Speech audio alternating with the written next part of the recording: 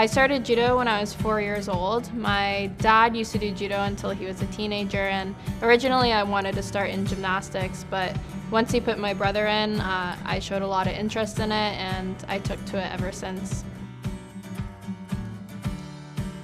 I would say my favorite throw is pretty obvious. It's drop-seoi-nage. I really like it because I just think it's super dynamic. I can do it from multiple different grips and angles, and it's just super satisfying once I execute it.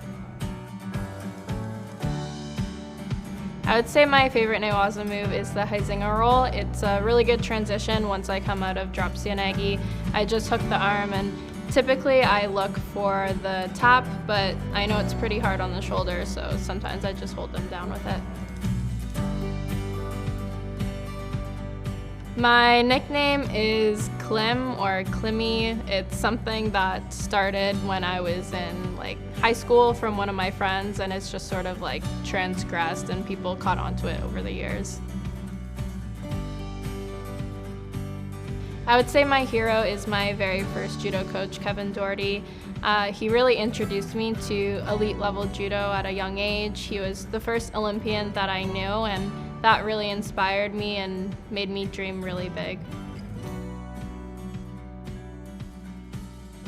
I really enjoy watching the Russian and Mongolian male team. I think they have really dynamic judo, and sometimes I try to mimic that with what I'm doing, and I just think it's a lot of fun to watch. I would say my biggest rival is pretty obvious. It's my opponent and fellow teammate, Krista Deguchi. We're currently #1 and #2 in the world, which is a pretty rare and unique situation for the Canadian team, and only one of us can represent Canada at the Olympics in Tokyo 2021. I wouldn't say that I have a specific favorite movie, but I really enjoy watching indie films. I think they're produced in a pretty cool way. I like a whole bunch of different types of music, but for judo I would say that I really like listening to a lot of pump-up songs, sort of like Pursuit of Happiness, where there's just a lot of beats and things like that.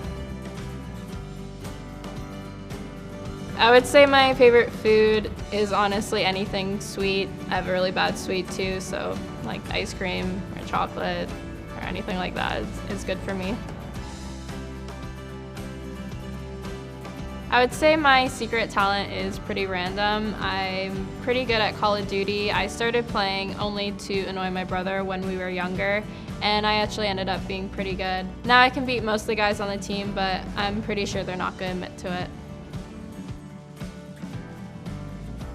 I'm not 100% sure what I want to do after judo. I think I could explore coaching, or I might completely explore a different avenue just to experience something else in life.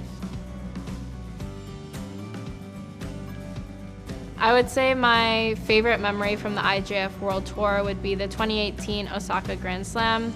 Before that day, I never beat a Japanese player on the World Tour, and that day I managed to beat 3, so winning that competition came with a lot of emotion, and it really showed me that all the work that I was doing was paying off.